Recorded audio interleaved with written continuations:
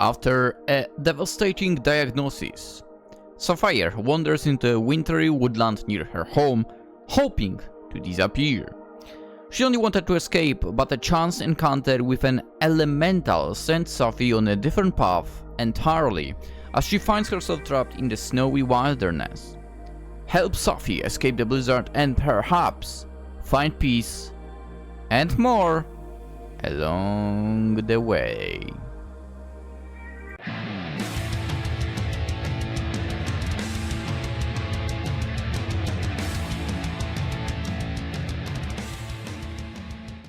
Hello and welcome, Lynx here, and today we are playing.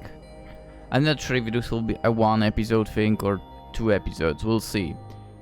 But today we are getting to a game from, once again, Melancholy Marionette. That's what was kind of chosen randomly from the itch.io games that I had on my PC already. Yeah. Sapphire Snowy. Sapphire Snowy? The Bear and the Beast and Blizzard. That's what we're sitting to today. I guess let's begin.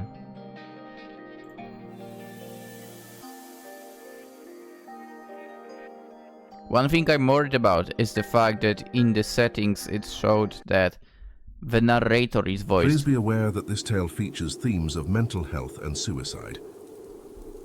And that means I might have even less to do than last time.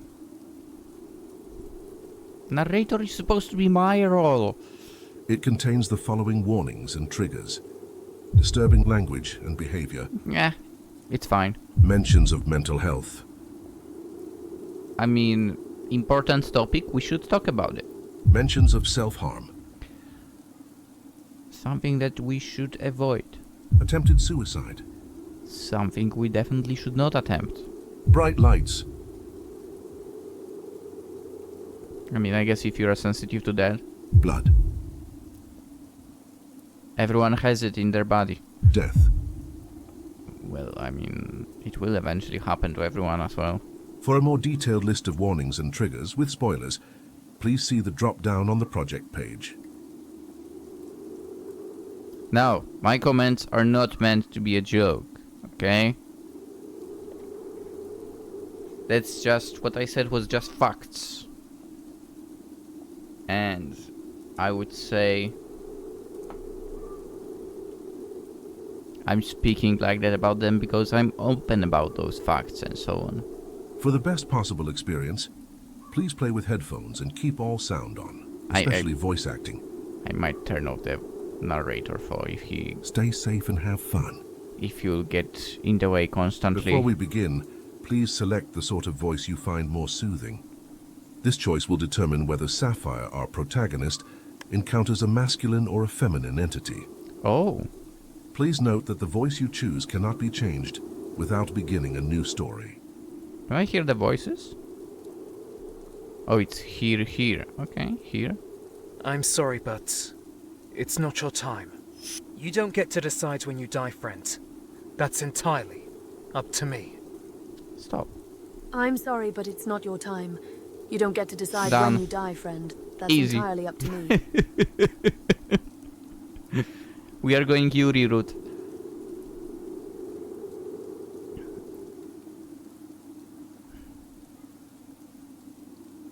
Of course I'm going Yuri route. Come on, what did you expect? Chapter 1, Lost. Dude, this guy is going to steal my role, like literally. Being a narrator is my thing, man. How dare you?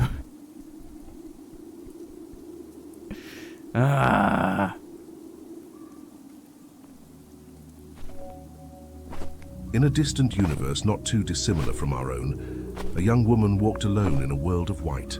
I feel robbed right now.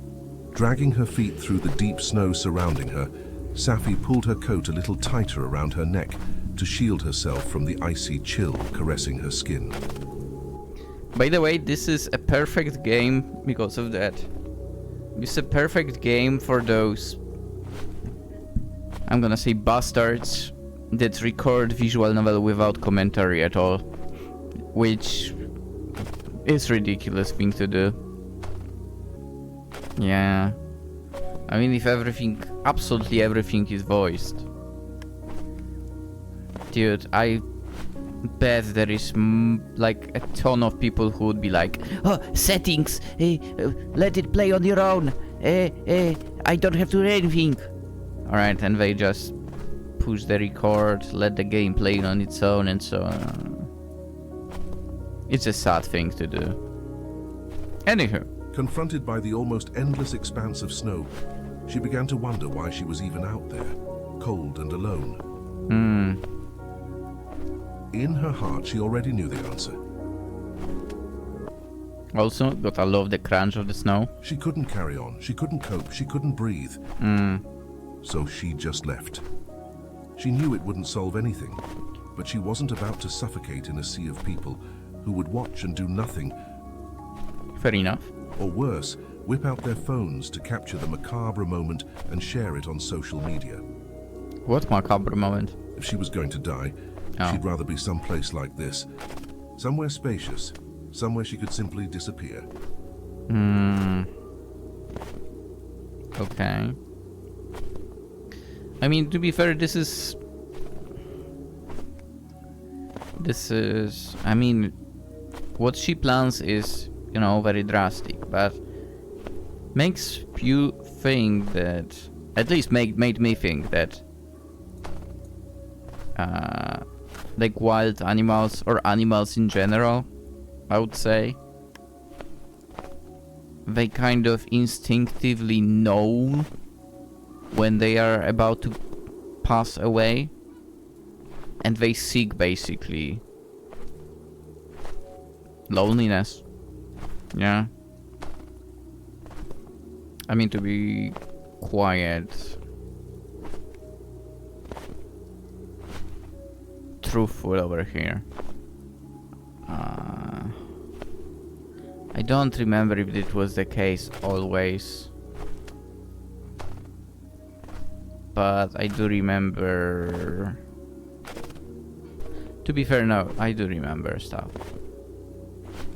Because, well, you know, yours truly over here, the less important narrator that is Lynx over here, had the dogs, for example. Just dogs, really. I mean, the first one sadly was not in the state to do that, to seek, like, basically loneliness.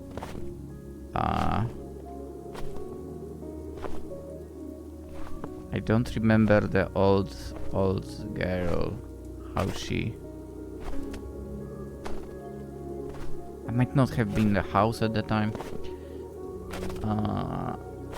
The one that was outside, well, I guess he would be alone anyway, sadly. But yeah, one of my dogs definitely tried to basically seek to be away while that moment came. God damn it, the game made me sad now. She wasn't sure she ever existed anyway. So what difference would it make if things ended here? It would make a lot of difference. At least like this, she knew the numbness was real. She could already feel it creeping into her fingers and toes. It was only a matter of time before it seeped into her very soul. But Saffie had been numb for a long time now, and when she wasn't, it was the opposite. The opposite? Her emotions exploded from within her like a dormant volcano, bubbling away under the surface until they spewed out of her in waves of burning passion, untamable and all-consuming. Okay. So basically complete 180, got it. The more she contemplated her own demise, the more she saw the faces of her loved ones in her mind. Which kind of makes sense with a complete 180. If she's like keeping all of that inside, then yeah, eventually she'll burst out. Makes sense. Guilt. That was what Saffie felt when she thought of them. Huh. They cared so much about her, and she loved them just as dearly. The idea of hurting them made her hesitant. Yeah? If she left them behind, what if she made them feel how she felt now? She didn't want to be responsible for that, but if she was gone, she wouldn't feel anything anymore. Possibly. Hey, we never know. We never know. Maybe there is afterlife. Maybe there isn't. To be fair, we can't prove one or the other. She'd finally be free. They're all that had ever stopped Saffie from doing something stupid, as people put it. Was it stupid, though? To want a way out when you can't see an end to the pain? She didn't think so. Fair enough, in a way. What's the point in keeping someone alive if all they ever get to experience is suffering? Isn't that cruel?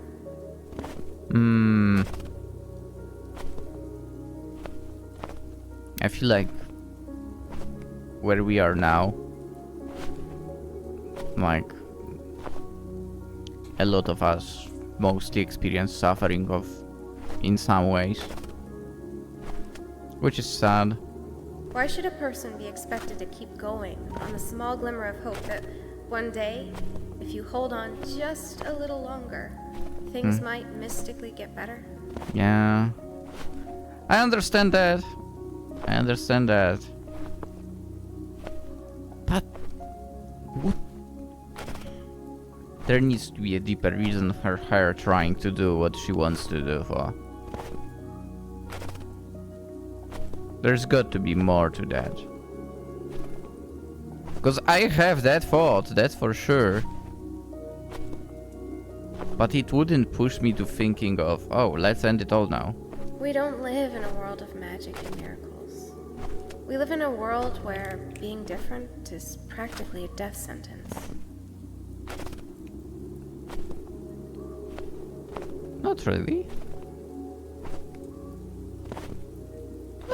No, not really. But living, I would say right now, like living in certain countries can be considered that. Saffie hadn't always thought that way.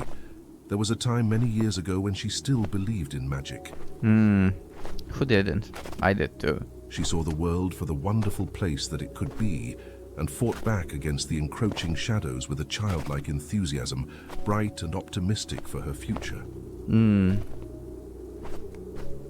Jeez, that crunch of the snow is so satisfying still. I could listen to this constantly. But beleaguered by bullies and beaten down over and over again, before long Saffie was robbed of her light.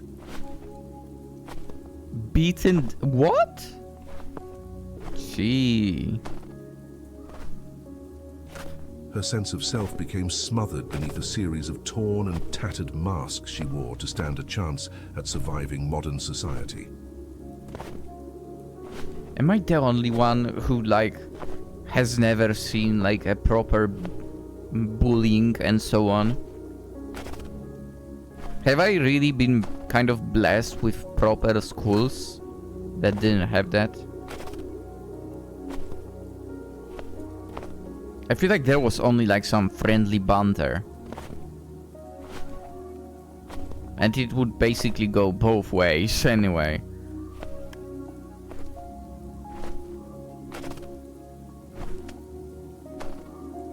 Everyone acts at one point or another, but Saffie never left the stage. She knew others saw the person buried beneath.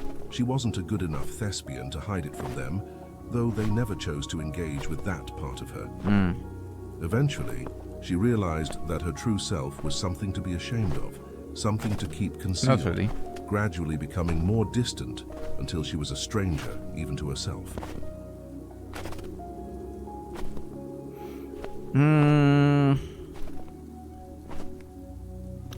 You know what? I kind of get that a little bit.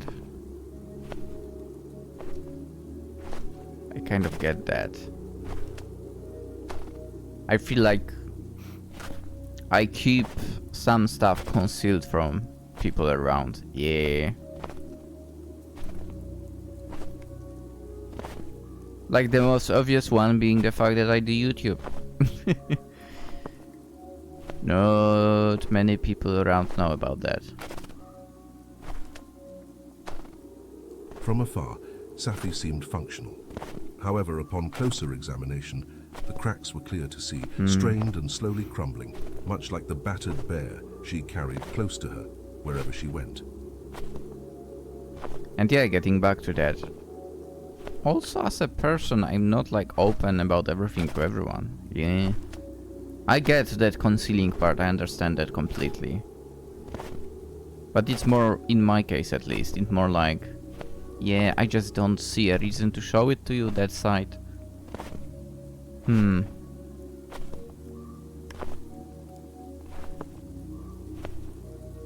matter how hard Saffie tried to piece herself back together, she'd always end up falling apart again. Yeah, it's gonna happen. Which is why she was there, trudging through the blanket of snow. Paranoid, Saffie paused, patting her coat pocket just to check that her beloved bear was still with her. Aww. She knew it was strange to carry around a stuffed toy at her age, but she didn't care. The bear brought her comfort No, in it's times cute. when she had no one else to turn to. That's actually cute. Safe in the knowledge she hadn't lost him, Saffie continued her trek through the winter wilderness. Also, can I just say that she's an absolute cutie pie? Sapphire, it's my professional opinion that you are indeed on the autistic spectrum. The very second she heard the psychologist speak those words, she knew she was doomed. Why would you say that? You're what we used to refer to as high functioning or having Asperger's, but now we tend to just call it ASD. Okay. Saffie thought knowing one way or the other might make her feel empowered, grant her some degree of control that she was sorely lacking in her life, and it did, for a short time. Once her initial relief subsided, though, Saffie felt the nagging weight of the diagnosis pulling down on her heart.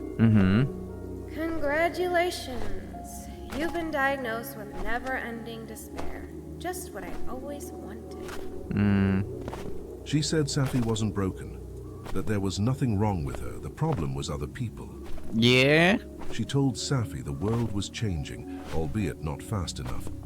That one day, with any luck, it would be a kinder, more accepting place for neurodivergent people like her. Can I have a repeat of this line? How did you read albeit? Oh my, albeit? Really? Oh boy, it's albeit. But Saffie wasn't sure she could wait much longer.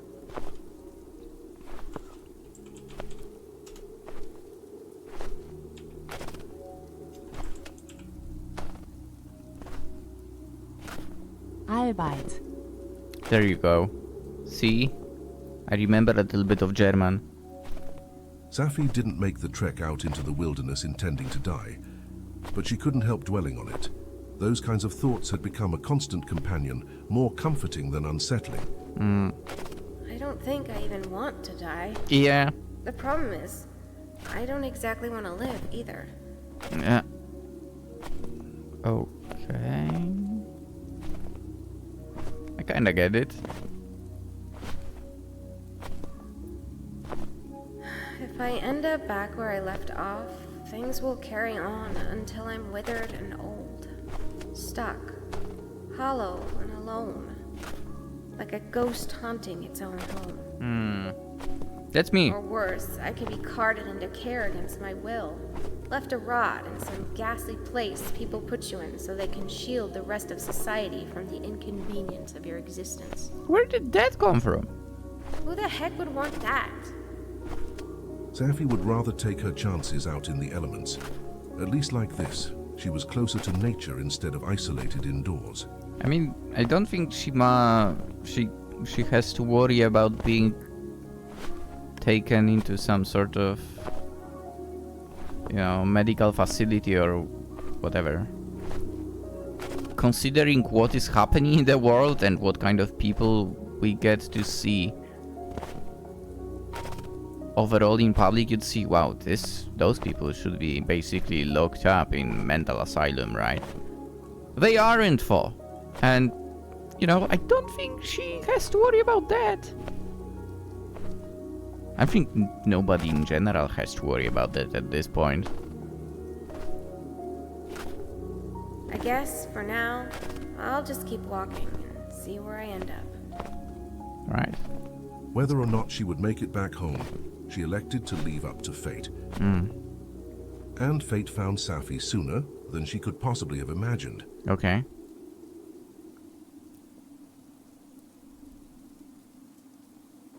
Chapter 2. Found. Okay.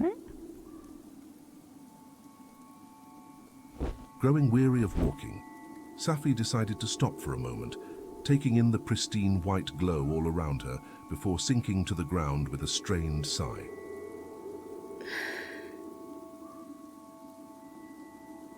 Her winter coat did little to protect her from the biting cold beneath, but she lay still regardless, staring up at the blurry sky as snowflakes danced and drifted above her, falling softly onto her face. Exhausted, Saffie contemplated simply staying there. Wow, that's a weird capital E. It looks weird. Closing her eyes, she began to sink slowly to sleep when her rest was suddenly interrupted by a rustling sound nearby. It's the wolves. Excuse me. You can't sleep there, you'll freeze. Or, no, the wolves. Leaping to her feet, startled, Saffie squinted, scanning the snowscape for any sign of the voice's owner.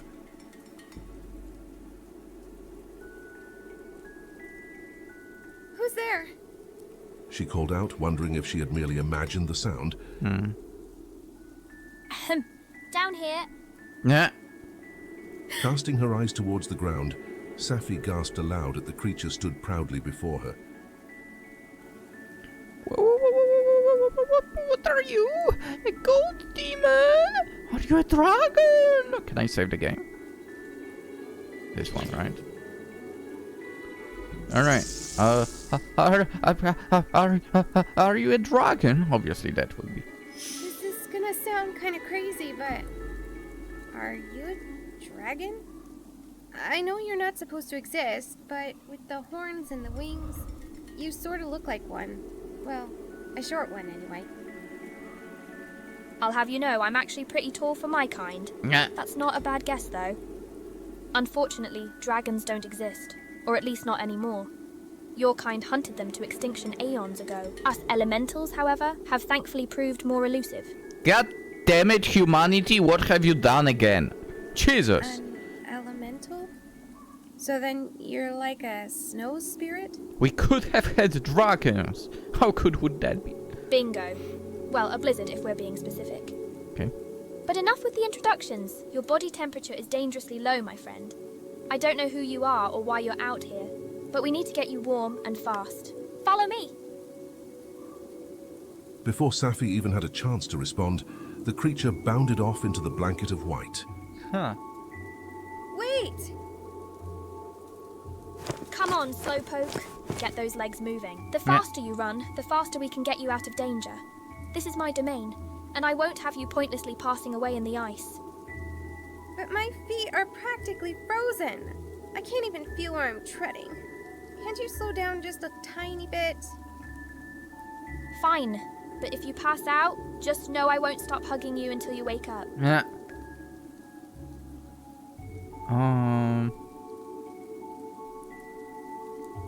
Right, girl, you're going to say... You know what? I feel like with her problems, maybe she would say the first line? Or would she say the second one?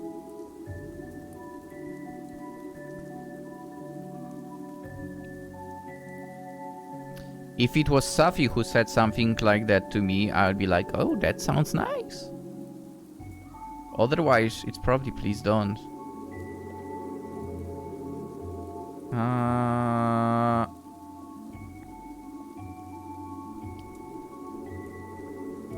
Alright, girls, say the first one, whatever. But that sounds adorable. You know, I think I might be feeling... Don't you dare! I was only kidding. You look so cute and cuddly. Yeah, well, if you succumb to the cold, I won't be able to bring you back. If I did hug you, it'd just end you even faster. Why? Do you have like a death grip or something? I can't exactly imagine you crushing me to death. I mean, the dragon said it's a blizzard kind of thing, so... Come here a second, I'll show you. Doing as commanded, Saffie approached Elemental, the that's elemental the who held out its hand. Elemental for her of to the grasp. blizzard, so... Now take off your glove and shake my hand. Don't. Holy hell, you're freezing. Yeah. Saffie recoiled in horror the moment her skin made contact with the creature. Exactly. I can only control the element of ice. A hug from me would be fatal in your current condition. Still want one? That's worth it. Maybe. Ugh, you're hopeless. She laughed for. So, where is it you're taking me exactly? There's nothing out here but more snow. That's because you don't know where to look. Well, just as long as it's not the way out. I'm not ready to go home yet. Good, because you're in far too deep to turn back now. You'd never make it back before the cold claimed you. But why do you even care about me at all? I got myself into this mess. It shouldn't be your problem to deal with. Oh, but it is my problem, very much so. Think of me as a kind of warden. Like the type you get patrolling nature reserves and stuff? Precisely. It's my duty to watch over this place. Imagine how awful it would be if I just let you die on my turf. No, you're here, and I'm happy to help. So that's that.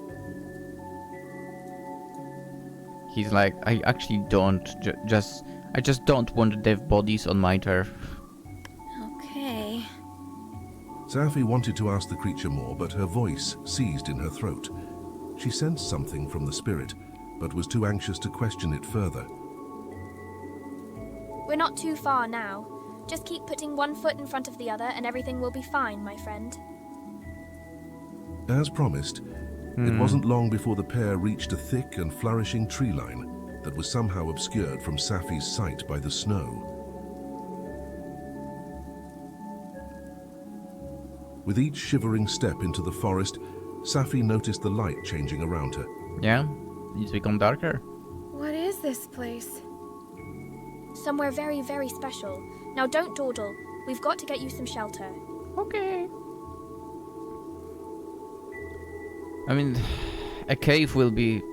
Coming to a stop at the base of an obscenely tall but Or beautiful that. tree, the creature gestured towards the trunk. a hole in the trunk. Okay. That's another option. Well, this is it. We're here. Right, but where is here? Look, it doesn't matter, okay? What's important is that if you head inside, you should be safe. Inside the tree? It's not much, but it should suffice as a suitable shelter. There might even be some firewood left over inside if you want to make it extra cozy. Yeah. Just give me a shout when you've warmed up and feel ready to return home. I'll lead you back. Wait, so you're not coming with me? Oh no, no can do, I'm afraid. You weren't even supposed to see me. I only showed myself because I noticed you were in danger. If someone happened to find us together, we'd both be in big trouble. But... Nope, no buts. I need you to listen to me. This is my domain, and you'll do as I say. Yeah. The sternness in the spirit's voice sent shivers straight up Saffie's spine, causing her to fall promptly silent. There's a good little human. Now, you've lost a lot of strength, so you need to eat. You head inside and start warming up while I forage you up some food. Nodding slowly, Saffie started to grow concerned. Should she really be taking orders from this strange spirit? Who knows? Great, then we have a plan. Please, stay safe while I'm gone, and don't go wandering around in the woods. I mean, technically that's what she was doing. There's a foul blight taking hold of this land. I can't protect you if you don't stay hidden, so just sit tight and wait for my return. Gotcha. The steeliness of the spirit's stare forced Saffie to nod in compliance once more, and it smiled in acknowledgement before ushering her inside. Are you sure you can't just stay here with me?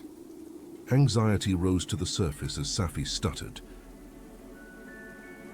As much as I'm enjoying your company, I'm not supposed to be here. Like I said, it would be bad if I were caught here with you. But who would catch us? Just because I watch over this land doesn't mean I can control everything in it. What's important is that you should be safe here.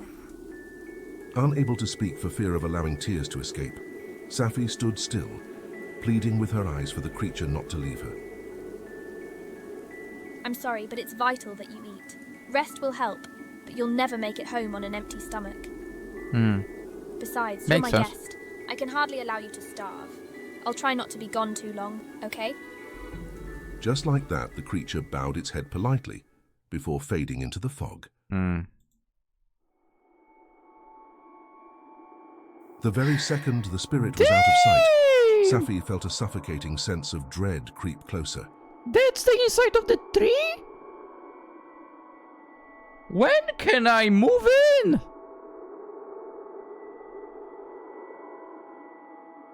What? Dude, I would love that. That is so good. Its arrival had been a timely diversion from her ruinous rumination, but now that it was gone, she felt lost once more, and even worse, lonely. Saffie didn't even mind if she slipped away, so why was the spirit so intent on having her survive? And why did it seem apprehensive? No, afraid of lingering here. Whose home is this? What's the blight that the spirit spoke so briefly of? How was any of this happening? Perhaps it was already too late for her. It was all over the moment she fell asleep in the snow. Everything after that had merely been a hallucination. Or had it? In a desperate attempt to distract herself from dwelling on her demons, Saffie began to explore the small but humble dwelling she found herself in. Scattered objects lay covered in dust, once loved by someone, now discarded and forgotten, while others were arranged neatly on shelves, displayed with pride. Saffie couldn't help but compare the room to the wider world outside. People like her were left to decay, too ugly and inconvenient to consider saving when surrounded by so many beautiful and superior beings. She wondered if the abandoned trinkets felt as betrayed as she did. A self-deprecating smirk spread across her lips as she realized how deep her depression ran, infecting every inch of her, eating her up from the inside.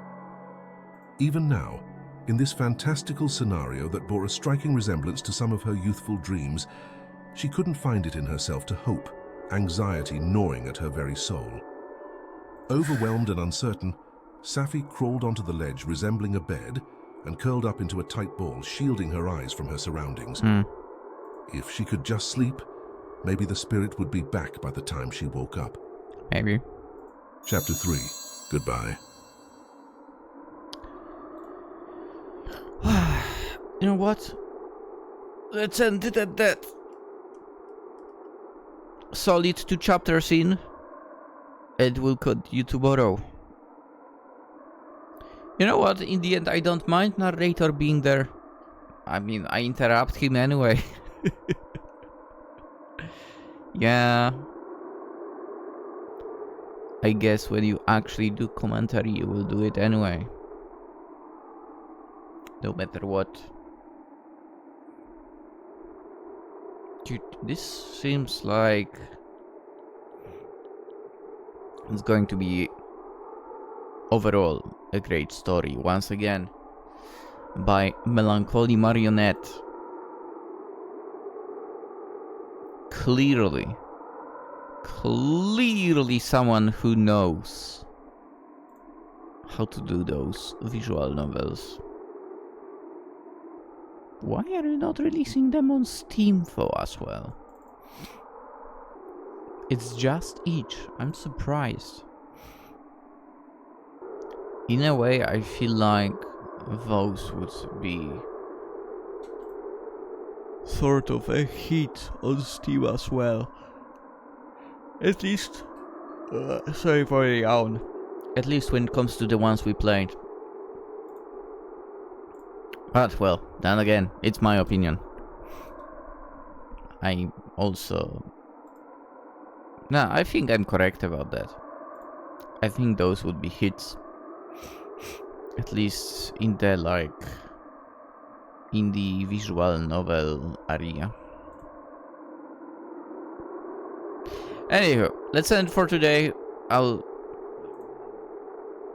record the rest tomorrow. And we'll see where this all goes. For now, hope you enjoyed. As per usual, you know, consider liking the video, subscribing. Always super appreciated. The game is linked in the description. From what I remember, it had like 8 endings. I think we'll go in a video in the videos after one of the endings, and the rest will be up to you to get. So let's end it. I'm gonna go eat something now, cause I'm hungry as heck. I wish you all a wonderful day, and well, if you're eating something, also have a great meal. I'm out. Bye bye.